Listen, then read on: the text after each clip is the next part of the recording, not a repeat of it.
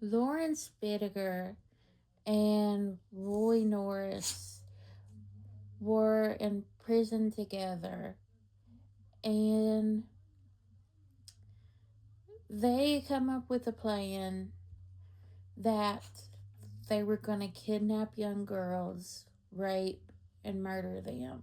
And this was in the 1970s, so it was a lot easier back then to get away with the stuff. So Lawrence got out first and he waited on Norris. And then when Roy Norris got out, they had gotten a van and they called it the Murder Mac. And before they did anything, they wanted to see how easy it would be to get young girls to get in their van with them. And surprisingly, at first it went good because they were giving young girls weed and taking pictures of them. They wasn't hurting them though because they wanted to see how far they could get before they actually started killing. So their first victim was a young girl named Sydney. She she was actually one of the first ones to not want to get in with them. And so the way their van was, they just had to slide the door open. So it made it easier for them to grab her. And that's what they did. They they grabbed her, they tied her up, and Bo took turns raping her. And they're known as the toolbox killers because they had a toolbox where they would use hammers, pliers, ice pick, and with Cindy, she asked them if before they killed her, if she could pray. And they told her, yeah. But they didn't give her a chance because Lawrence would take her life. And they would just take her body and just leave it for wildlife. And still today, they've never found her body. The next victim was a young girl named Andrea. And she had just moved a year prior. So she was actually going to see her boyfriend.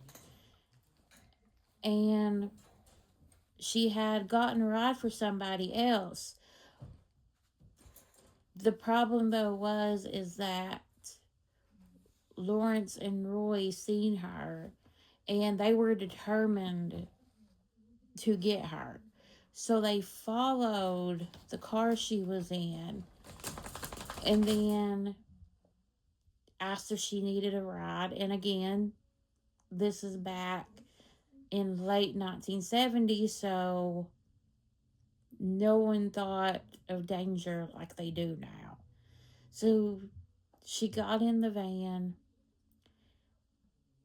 and it was just Lawrence that let her in because he thought that if she just thought that it was one, she would feel more comfortable if compared to if she thought it was two guys. So Lawrence asked her, because it's a hot day, he asked her, do you want something to drink? And she goes, yeah. So she goes to the back of the van, and this is where Roy grabs her. And they both take turns raping her and beating her. And Roy goes to the store, but they keep in contact because they have a walkie-talkie. So Lawrence ends up killing her with an ice pick to her brain. And with her, the same thing. They still don't know where her body is.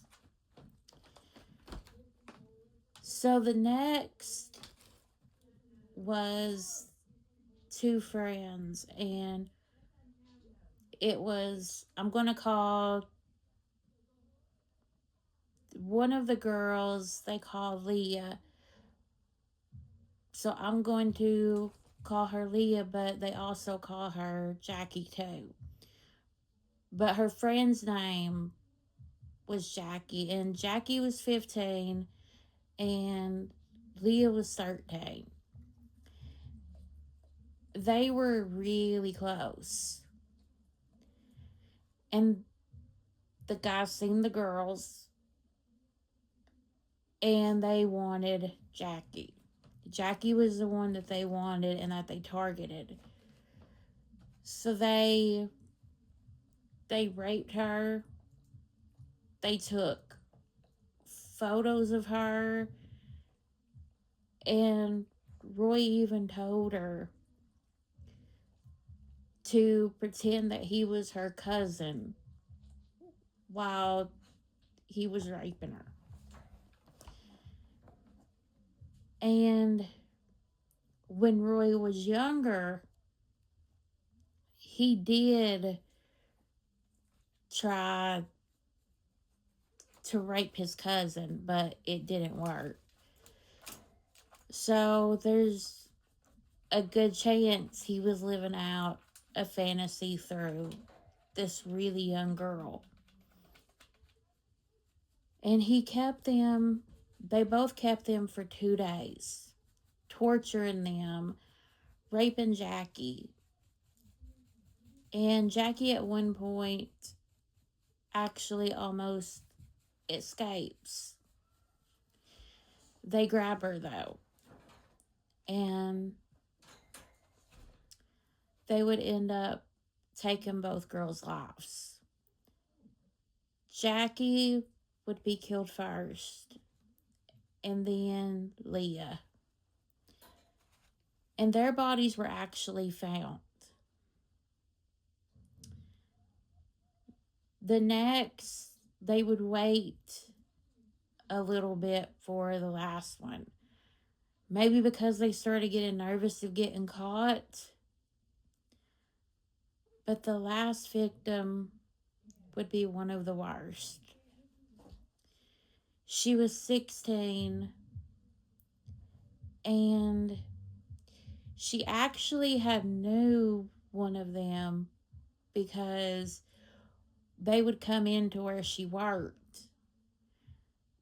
So it was Halloween, and she had just came from a party, and she accepted a ride from two other boys, but they started making her feel uncomfortable. So she ended up getting a ride from them two instead. Because keep in mind, she knew one of them, so she probably felt a little bit more comfortable. So when she gets in, they both turn on a recorder.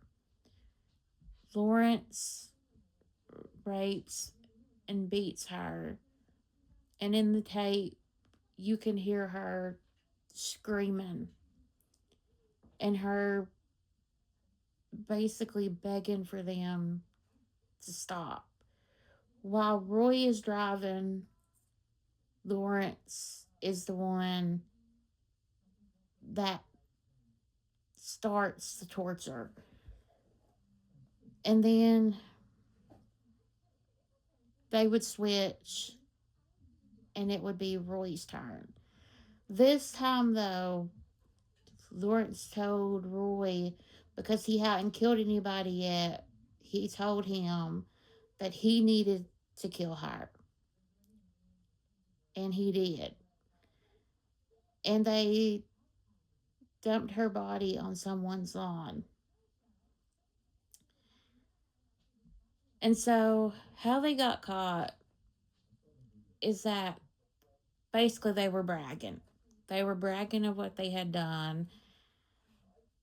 And Roy told the police that Lawrence had done most of it. Roy kind of put a lot of the blame on Lawrence when they were both just as evil. Lawrence would get the death penalty while Roy would get life in prison. And the prosecutor would end up taking his own life because he couldn't handle what had happened to the girls. So he would take his life. Lawrence would pass away in 2019, and Roy would pass away in 2020. And that is the story of the Toolbox Killers. That was a rough one, guys. And if you got this far, thank you. And I hope you all have a good day.